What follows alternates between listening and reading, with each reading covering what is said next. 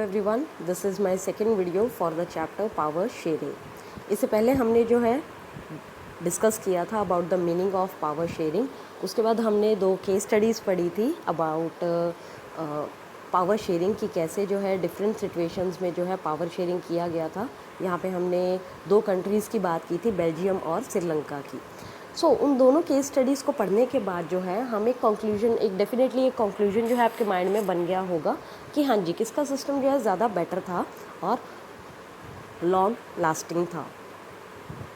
तो यहाँ पे आपका नेक्स्ट टॉपिक जो है वो ये है कि पावर शेयरिंग जो है वो डिज़ायरेबल क्यों है। ऐसा क्या है पावर शेयरिंग में कि उसकी ज़रूरत पड़ती है। तो यहाँ पे हम जो है 2 रीज़न पढ़ेंगे। पहला है प्रूडेंशियल और दूसरा है मॉरल। तो यहाँ पे आप पढ़ सकते हैं प्रूडेंशियल जो है वो क्या होता है, कॉमन सेंस का रीज़न होता है। यहाँ पर जो है पॉइंट वो ऐसे होते हैं जो कि बहुत कॉमन होते हैं, जिनको यूज़ करना एक रैशनैलिटी होती है, समझदारी होती है। तो पावर शेयरिंग जो है प्रूडेंशियल रीजंस में अगर हम बात करें तो कैसे हेल्प करता है। पावर शेयरिंग हेल्प करता है अवॉइड करने में क्या, कन्फ्लिक्ट्स, सिविल वॉर्स, किसके बीच में, कम्युनिटीज़ के बीच में, अलग अलग जो सोशल ग्रुप हैं किसी भी कंट्री में उनके बीच में। अगर किसी तरह का कोई कन्फ्लिक्ट ही नहीं होगा, सिविल वॉर ही नहीं होगा, तो बट ऑब्वियस है कि कंट्री जो है बहुत स्मूथली रन करेगी। इसके बाद सेकंड रीज़न है इट इंश्योर्स पॉलिटिकल स्टेबिलिटी। अगर एक ऐसा सिस्टम बनाया जाएगा जिसमें हर कल्चर को, हर लैंग्वेज को, हर रीजन को एक इक्वल रिस्पेक्ट मिलेगी, उनके फीलिंग्स को एक इक्वल जो है राइट्स उन्हें मिलेंगे, उन्हें इक्वल प्लेस मिलेगा, तो ऑब्वियसली उस पॉलिटिकल पार्टी को क्या किया जाएगा, फेवर किया जाएगा आफ्टर इलेक्शन। तो एक पॉलिटिकल स्टेबिलिटी जो है बनी रहेगी। Next is that power sharing जो है that brings better results undoubtedly. जैसे कि हमने पढ़ा कि पावर शेयरिंग जो है वो बेटर रिजल्ट्स, उसके जो आउटकम्स हैं वो बहुत बेटर होते हैं, क्योंकि इकोनॉमी जो है बहुत ही अच्छे से, बहुत ही कोऑपरेटेड वे में जो है, कोऑर्डिनेटेड वे में जो है रन करती है। सेकंड हमारा जो रीज़न है that is about the moral reasons. Moral reasons की हम जब बात करेंगे तो ये इंक्लूड करते हैं गुड रीजंस। अब पावर शेयरिंग किसका पार्ट है, डेमोक्रेसी का। जैसे कि हमने शुरू में डिस्कस किया था कि अगर किसी कंट्री में डिक्टेटरशिप है तो वहाँ पर पावर शेयरिंग नहीं हो सकता। ये जो है ये डेमोक्रेसी का ही एक बहुत इम्पॉर्टेंट और एक बहुत स्ट्रॉन्ग एलिमेंट है। तो पावर शेयरिंग जो है इसलिए भी ज़रूरी है क्योंकि ये डेमोक्रेसी को जो है लीड करता है। Second rule is democratic role जो है वो इंक्लूड करता है पावर शेयरिंग अमंग पीपल्स, यानी कि जो लोग हैं उनमें जो है एक स्पिरिट जगाया जाता है, एक रिस्पॉन्सिबिलिटी उन्हें दी जाती है पावर शेयरिंग की।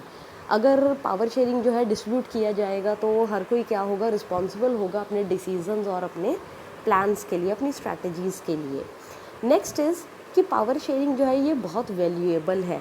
शुरू से हम पढ़ते आ रहे हैं इस चैप्टर में कि पावर शेयरिंग जो है उसके बहुत सारे बेनिफिट हैं। तो ये भी पॉइंट जो है क्लियर है हमारा कि पावर शेयरिंग जो है वो बहुत ही क्या है, बहुत ही वैल्यूएबल है। हमारा नेक्स्ट टॉपिक जो है that is about forms of power sharing. तो यहाँ पे हम बात करेंगे डिफरेंट फॉर्म्स किसकी, पावर शेयरिंग की। तो टोटल हम बात करेंगे 4 फॉर्म्स के बारे में। उनकी हेडिंग्स जो है मैं आपको बताती हूँ। वो है हॉरिजॉन्टल, उसके बाद है वर्टिकल जिसको फेडरल डिवीज़न भी कहा जाता है, उसके बाद है power shared among different social groups, and last है power shared among political parties या फिर different pressure groups and movements. तो सबसे पहले हम बात कर रहे हैं यहाँ पर हमारे हॉरिजॉन्टल सिस्टम की। हॉरिजॉन्टल सिस्टम जो है हमारा, इसमें क्या होता है, इसमें पीपल जो हैं, people are the actually source of all political powers. Basic जो प्रिंसिपल है डेमोक्रेसी का वो फॉलो किया जाता है और पावर को डिवाइड किया जाता है among the different organs of government. अब वो डिफरेंट ऑर्गन कौन कौन सी हैं, वो डिफरेंट ऑर्गन्स 3 हैं, लेजिस्लेचर, एग्जीक्यूटिव और जुडिशरी। इन तीनों के बीच में जो है पावर को डिवाइड किया जाता है, उन्हें लिमिटेड और अनलिमिटेड पावर्स दी जाती हैं। Horizontal form of power sharing जो है वो बहुत ज़्यादा बेनिफिशियल भी है। कैसे, इसके एडवांटेजेस हैं कि एक तो पावर का सेपरेशन हो रहा है, शेयरिंग हो रहा है, हर तबके के पास, हर लेवल के पास, हर ऑर्गन के पास क्या है, अपनी कुछ लिमिटेड पावर्स हैं जिनके अकॉर्डिंग वो एक्ट कर सकती हैं।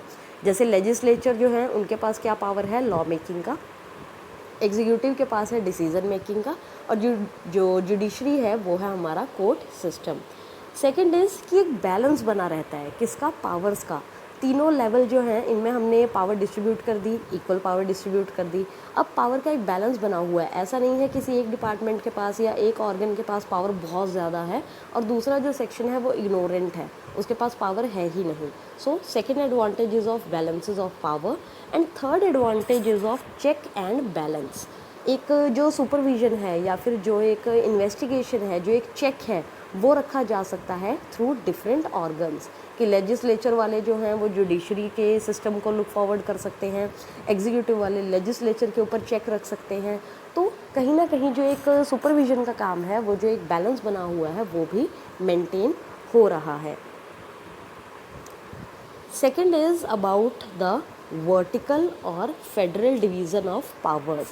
वर्टिकल और फेडरल डिवीज़न ऑफ पावर्स में हम बात कर रहे हैं लेवल्स की, डिफरेंट लेवल्स की, फ्रॉम हाई टू लो।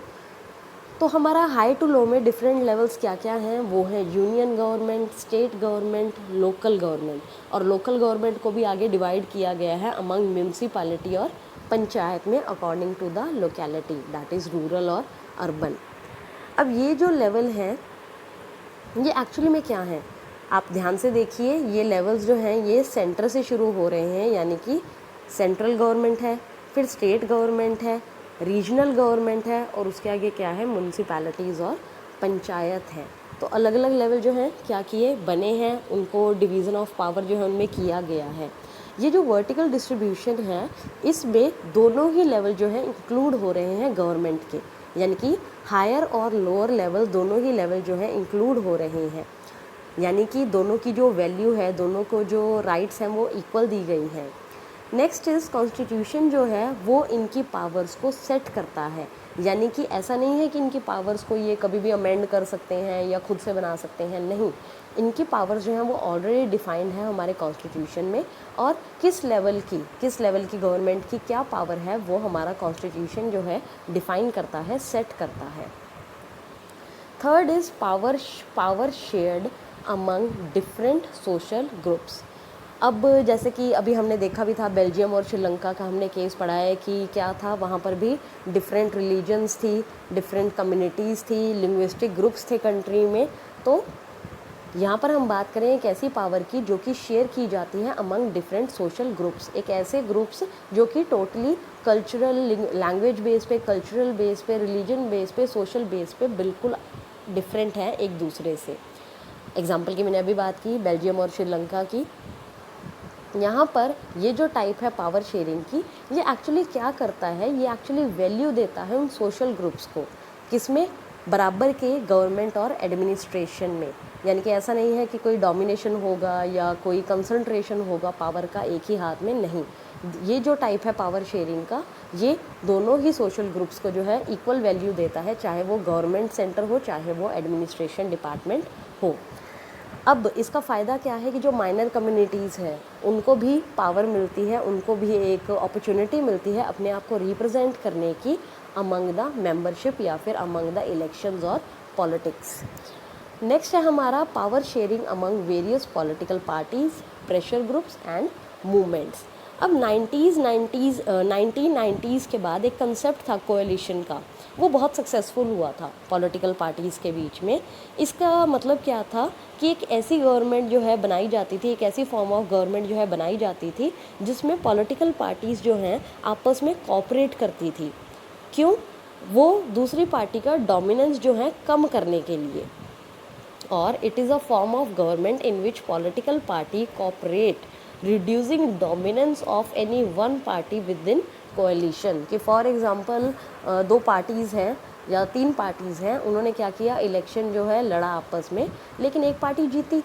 अब बाकी दोनों पार्टीज़ ने क्या किया, उन्होंने उनके साथ अपने आप को कोएलिशन कर लिया, ठीक है, उनके साथ अपने आप को बांध लिया उन्होंने। अब इससे क्या हुआ, इससे उस एग्जिस्टिंग पार्टी की पावर बढ़ी, साथ में एक कॉपरेशन बन गया। अब दूसरी पार्टीज़ जो हैं वो उस पार्टी के साथ मिलकर अपने डोमिनेंस को क्या कर रही थी, बढ़ा रही थी, ना कि एक दूसरे को डोमिनेट कर रही थी।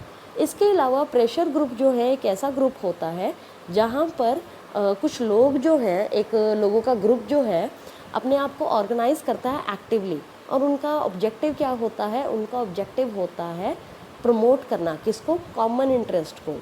जैसे कि डेमोक्रेसी है, बहुत सारी वहाँ पे सोशल मूवमेंट्स चलती रहती हैं रिगार्डिंग सोशल इश्यूज़, जो कि बाद में क्या बन जाता है, एक प्रेशर बन जाता है गवर्नमेंट के ऊपर। उन्हें क्या करना पड़ता है, उन्हें फिर फाइनली सिटीजन्स के बेस्ट इंटरेस्ट में जो है काम करना पड़ता है। तो जो ये पावर शेयरिंग हो रहा है among these type of groups, movements और पॉलिटिकल पार्टीज़, ये क्या कर रहा है, ये डिफरेंट आइडियोलॉजीज़ को और सोशल ग्रुप्स को रिप्रेजेंट कर रहा है। यानी कि पावर जो है डिफरेंट जो लोग हैं, डिफरेंट सोशल ग्रुप जो है, उनके बीच में क्या हो रही है, डिवाइड हो रही है, शेयर हो रही है। इसके अलावा कुछ ऐसे ग्रुप्स भी हैं जैसे trader, businessman, industrialist, farmers, workers, ध्यान दीजिए सभी लेवल के लोग हैं यहाँ पर, वो भी क्या कर रहे हैं, गवर्नमेंट पावर को जो है आपस में शेयर कर रहे हैं। सो ये जो चैप्टर था ये था अब आपका पावर शेयरिंग के बारे में। आई होप आपको ये चैप्टर जो है अच्छे से समझ आया होगा। So thank you everyone.